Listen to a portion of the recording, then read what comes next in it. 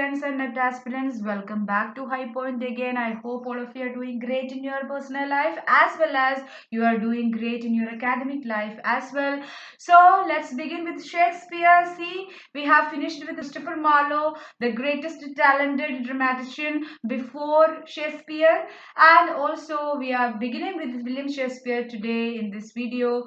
With this video, this will be followed by a series of videos related to William Shakespeare as well as his tragedies, comedies and other versical compositions. So let's begin with William Shakespeare. About William Shakespeare, let me tell you, in my website known as www.highpoint, I have given more than 5 uh, elaborate discussions. You can go and check, and in this video we'll be discussing his life and literary career, in particular about Shakespearean criticism and theatre. Will be having individual videos following this, and also individually we will look at every other important comedy, tragedy, roman plays and history plays as well in the coming videos.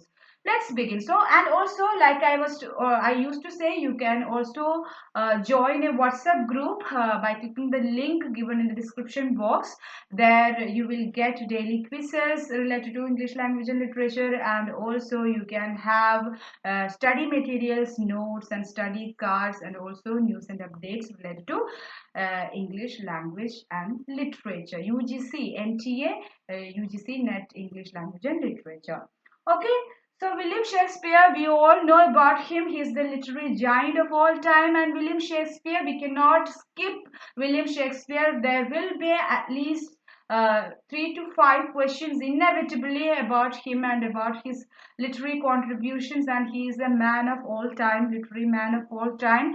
And William Shakespeare, not only his contemporaries but also the literary persons and readers coming following his age also inspired and detained and mesmerized through his works.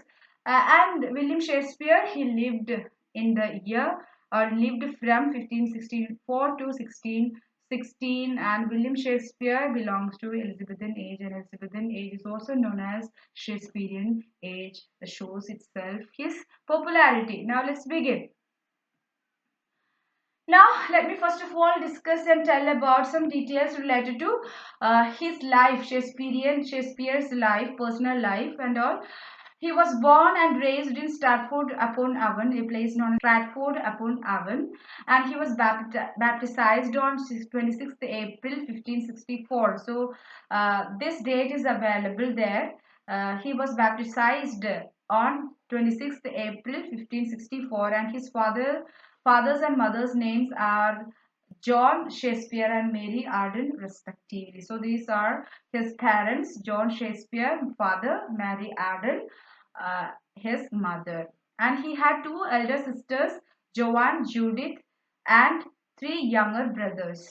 So he is the third son, and third offspring of his father and mother. And he had 2 elder sisters, namely Joanne and Judith, and 3 younger brothers, Gilbert, Richard, and Edmund. And not much is known about his education. We have no clear-cut idea, clear-cut information about his education. And it is generally assumed that he attended the local grammar school, the King's New School. So he generally, we believe about his education that he attended the local grammar school, the King's New School. Okay. And at the age of 18, he married 26-year-old Anne Hathaway. See, they were in some affair, and he married when he was only 18 years old. He married 26 years old Anne Hathaway, with whom he had 3 children. Okay, with Anne Hathaway, Shakespeare had the 3 children, Susanna, Hamnet, and Judith. And Hamlet died at the age of 11 by the time Shakespeare was already a known playwright. So when in the beginning of his career as a famous playwright itself, his son Hamlet died at the age of 11. And after a tremendous career as a playwright, he retired to Stratford some years before his death. So before his death in 1616, before his death, he retired to Stratford. He was a rich man by that time, and he had a very tremendous career as a playwright. After 1606, or 1607, Shakespeare wrote fewer plays. So we cannot see much literary productions from Shakespeare after 1607, and none are attributed to him after 1630. See, after 1607, we can see some collaborations, but he only wrote very few plays or literary productions, but no work attributed to him after 1613. And Shakespeare died on the 23rd of April 1616. Okay, so that was his personal life in brief. Now let's see his literary career. Okay, we love him for the person, not for the person he was, but for the literary man he was, right? For the great amount of works that he has written. Shakespeare's literary career started around 1593 when Marlowe's life was about to end.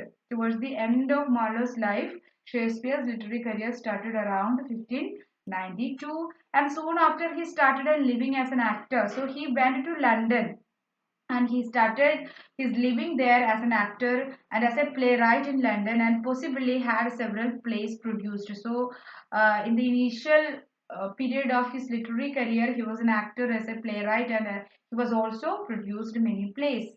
And around in the year 1594, he became a leading member of the Lord Chamberlain Men, an acting company in London. So Lord Chamberlain's Men, it's an acting company, and he became an active leader or a leading member of Lord Chamberlain's Men. It's an acting company in London by the year 1594.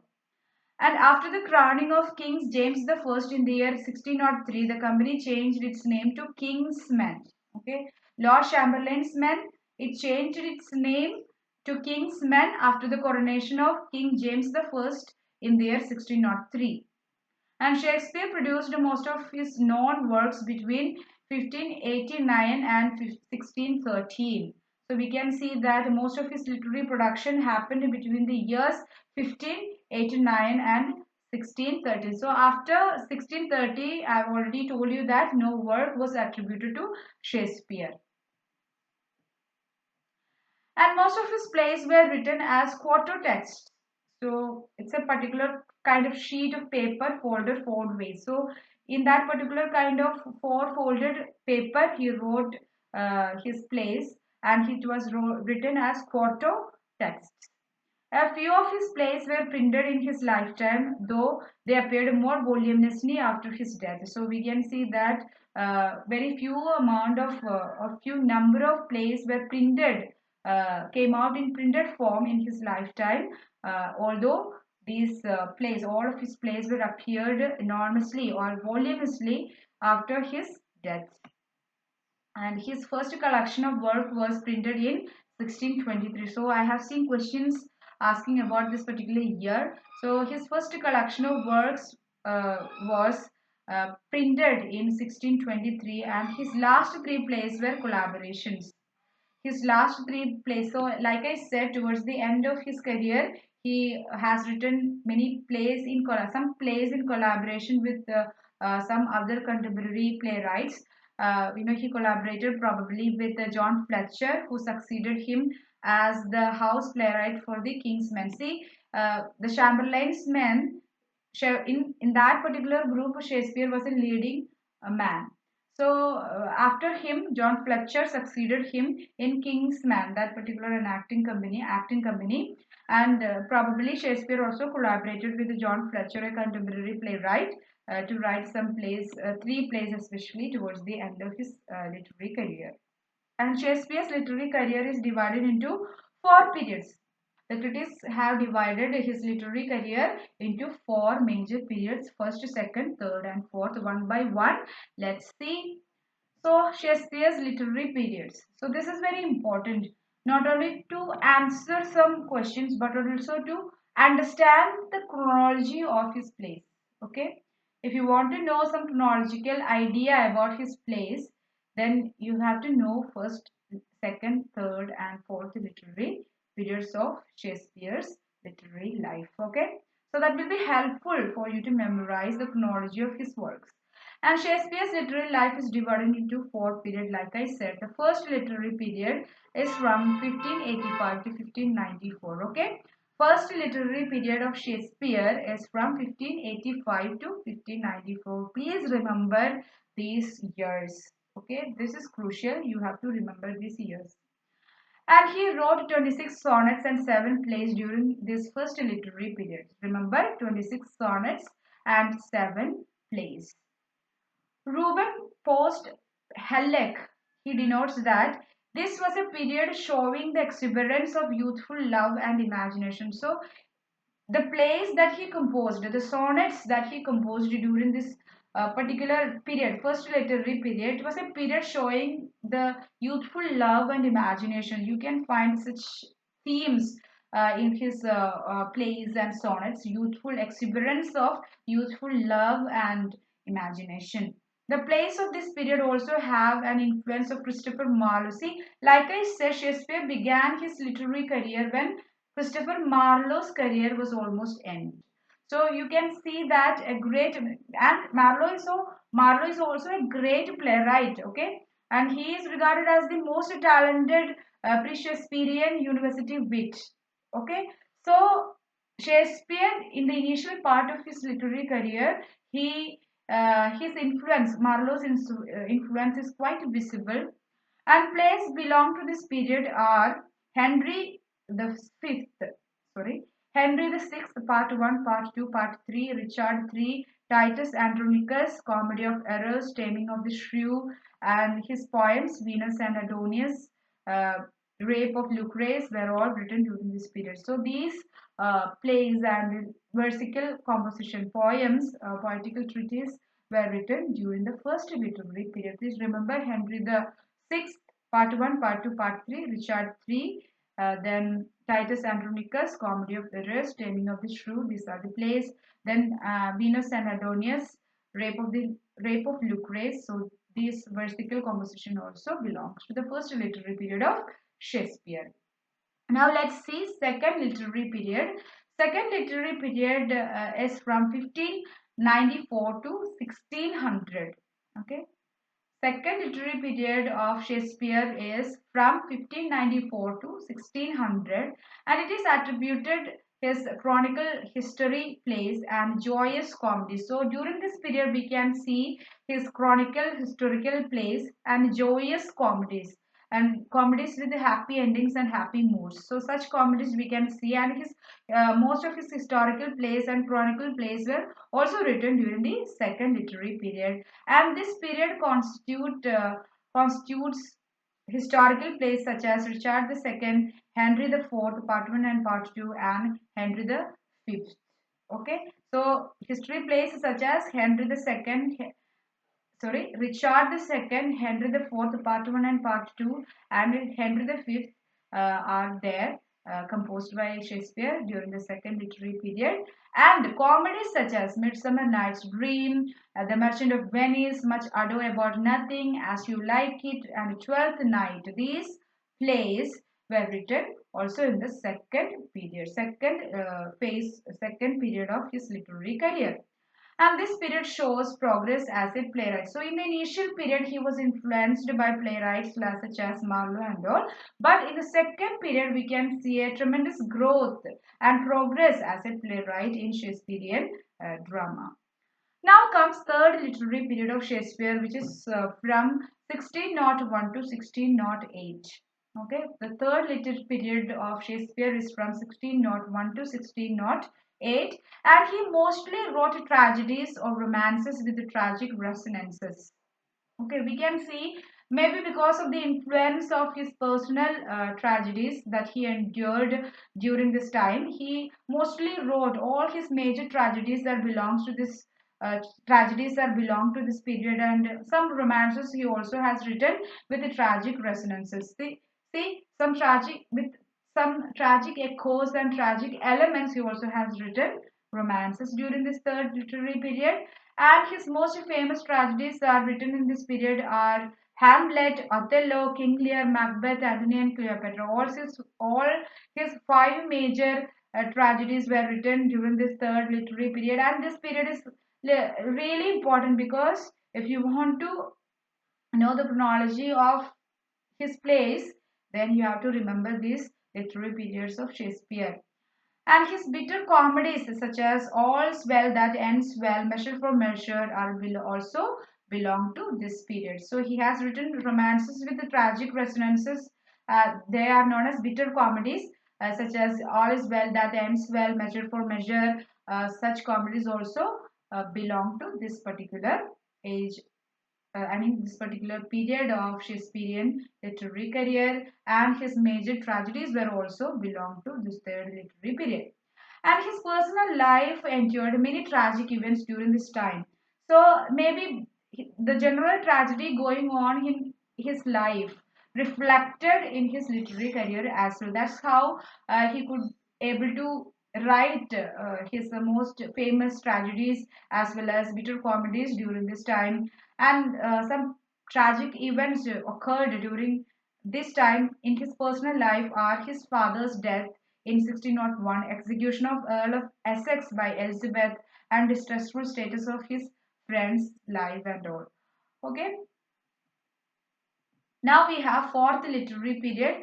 Fourth literary period is from 1608 to 1613. After 1630, no works are attributed to Shakespeare, and the fourth literary period is from 1608 to 1630. And he wrote three plays, major three plays during this time: Winter's Tale, The Winter's Tale, Cymbeline, then The Tempest.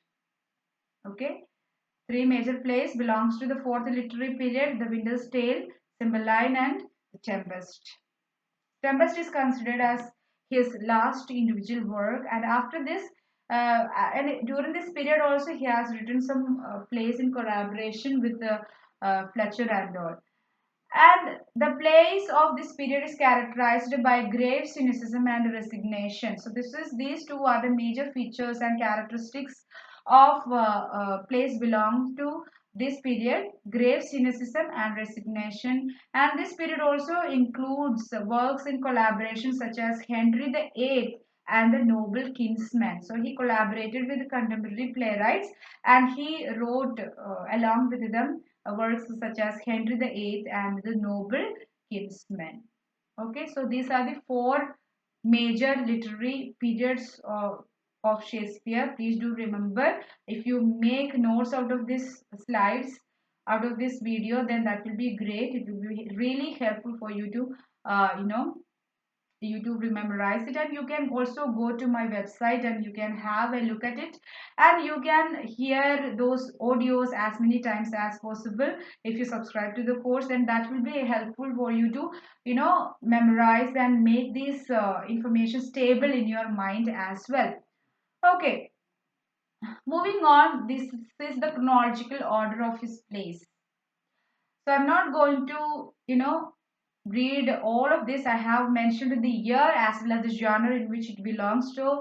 This is the chronological order of his plays, and this is very important. You can write down, you can pause the video and you can take it down. To Gentlemen of Verona. After that, we have Taming of the Shrew. Then that follows Henry the uh, Henry the Sixth Part 2 comes first, then Part 3, then Part 1. Titus Andronicus, Richard III, Edward III, The Comedy of Errors, Love's Labours Lost, Love's Labours Won, Richard II, Romeo and Juliet, A Midsummer Night's Dream, The Life and Death of King John, The Merchant of Venice, Henry IV, Part 1, The Merry Wives of Windsor, Henry IV, Part 2. Ma'am, this will be helpful for you, believe me. There will be at least 4 to 5 questions asking you to arrange the works and the authors in chronological order of of their of their publication or their birth respectively. So knowing Shakespeare's works in a chronological order will be a help for you.